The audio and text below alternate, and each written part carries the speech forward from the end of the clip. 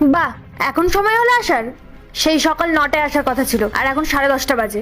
আপনারা কাজের লোক হয়েও না বড্ড ভিআইপি হয়ে গেছেন। নেক্সট টাইম থেকে এরকম যাতে আর না হয়। যান, কাজটা শুরু করুন।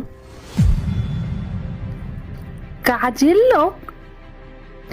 হ্যাঁ, কাজের লোককে কাজের লোক বলবো না তো কি বাড়ির মালিক বলবো? আর এসব ফালতু কথা বন্ধ করুন। অলরেডি অনেক লেট হয়ে গেছে। কাজ শুরু করুন, ভেতর আসুন।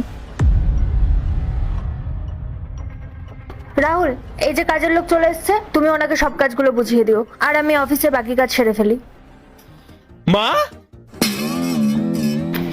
দাও আমাকে দাও। মা? কে মা? এই যে আমি, কাজের লোক।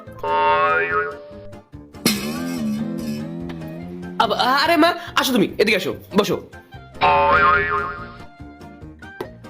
আসো আসো, বসো এখানে, এখানে বসো। আমি ওনার জন্য জল নিয়ে আসছি।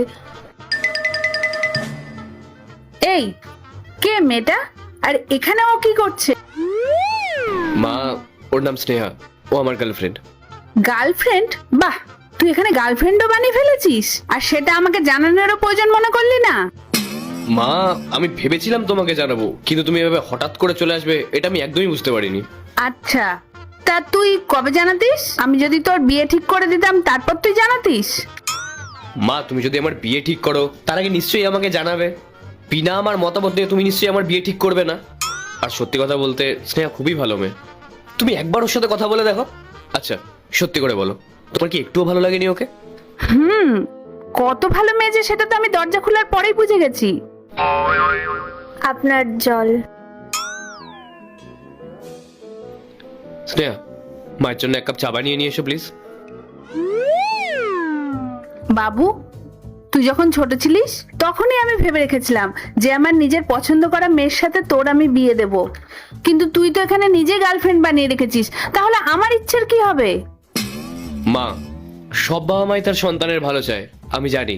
আচ্ছা, তুমি আমাকে একটা কথা বলো, ধরো আমি তোমার পছন্দ করা মেয়ের সাথে বিয়ে করলাম, আর বিয়ের পর যদি আমাদের মধ্যে ঠিকঠাক করে বনিমনা না হয়, তখন তখন কি হবে?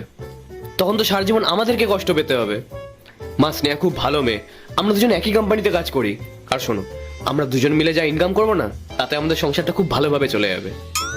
তুমি একবার ওর সাথে মন খুলে কথা বলে দেখো, তুমি নিজেই বুঝতে পারবে ও কেমন। আর ওর এই ছোট্ট একটা ভুলের জন্য ওকে জাজ করো না প্লিজ। বাবু, তুই ওকে চিনিসই বা কতদিন?